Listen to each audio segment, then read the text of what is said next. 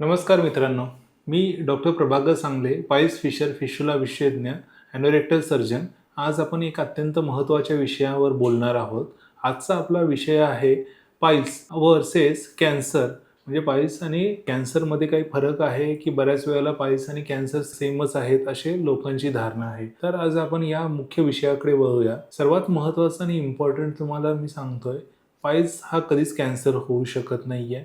पाईल्सच्या नावाखाली आजकाल खूप लोक तुम्हाला कॅन्सर होईल किंवा अजून काहीतरी मोठी समस्या उद्भवेल असं या प्रकारच्या लोकांना घाबरून किंवा मार्केटमध्ये बरेच लोक काहीतरी त्यांचं ऑपरेशन करण्याचं पण बरेच लोक प्रयत्न करतात.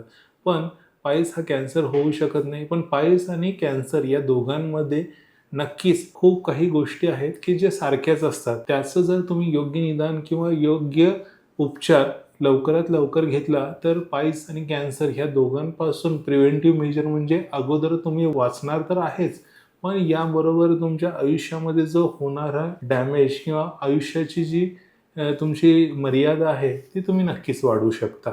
तर आज उशीर न करता आपण पाहूया की पाईल्स म्हणजे काय, कॅन्सर म्हणजे काय, पाईल्समध्ये कोणती लक्षणं असतात, कॅन्सरमध्ये कोणती असतात, पाईल्सचे उपचार कोणत्या पद्धतीने केले जातात, कॅन्सरचे उपचार कोणत्या पद्धतीमध्ये केले जातात आणि कोणत्या वेळेला किंवा कोणत्या क्षणी तुम्हाला डॉक्टरांना व्हिजिट करून किंवा भेटून तुमच्या सर्व काही समस्या ह्या तुम्हाला क्लिअर करायला पाहिजेत. तर उशीर न करता चला आज आपण बोलूया.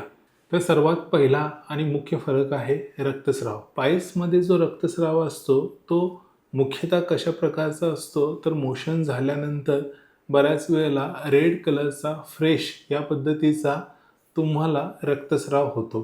त्याचबरोबर पाईल्समध्ये जो रक्तस्राव होतो तो बऱ्याच वेळेला मोशन झाल्यानंतर थोड्या वेळाने लगेच थांबून जातो.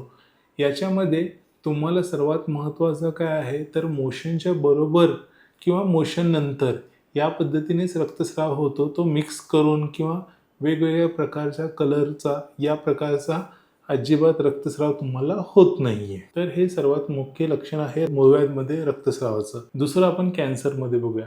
कॅन्सरमध्ये रक्तस्राव कशा पद्धतीचा असतो.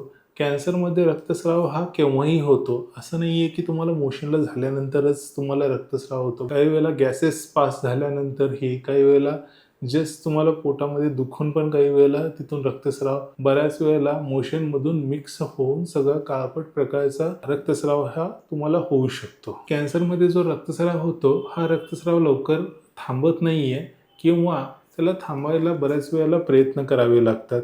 हा सतत आणि वारंवार फ्रिक्वेंटली होणारा रक्तस्राव असतो. तर दुसरा मुख्य लक्षण आपण बघूया की वेदना कोणत्या प्रकारच्या असतात. पाईल्समध्ये वेदना ह्या मुख्यतः मोशन झाल्यानंतर काही वेळापुरता मर्यादित अवस्थेमध्ये असतात. मोशन झाल्यानंतर थोड्या वेळानंतर तुमचं जे दुखणं असतं ते मुख्यतः बंद होतं किंवा काही वेळेला तुम्ही गरम पाण्यामध्ये इतर नॉमिनल टॉपिकल क्रीम जरी वापरला तरी तुमचं जे वेदना किंवा पेन असतं ते अत्यंत अल्प प्रमाणामध्ये होतं. आणि सर्वात मुख्य काय असतात की ह्या स्थानिक वेदना असतात. हे की पूर्ण बॉडीमध्ये होणाऱ्या वेदना या प्रकारच्या वेदना तुम्हाला नसतात. कॅन्सरमध्ये कोणत्या प्रकारच्या वेदना असतात तर कॅन्सरमध्ये ज्या वेदना असतात ते खूप प्रचंड प्रमाणामध्ये वेदना असतात. ह्या मोशन झाल्यानंतर पण परसिस्टंट राहतात. कोणतेही टॉपिकल किंवा ऑइंटमेंट क्रीम किंवा बाकी अन्य उपचार करून पण तुम्हाला उपशय मिळत नाहीये. ह्यामुळे वेळोवेळी त्या वेदना ज्या असतात त्या अधिक तीव्र स्वरूपाच्या असतात आणि मुख्यतः बऱ्याच वेळेला ओटीपोटामध्ये दुखणे आणि पेन होणे आणि ब्लिडिंग होणे आणि यासह एकदम सडनली पेन झाल्याची भावना येणे या प्रकारचे ज्या पेन किंवा वेदना असतात त्या मुख्यतः आपण कॅन्सरमध्ये पाहतो.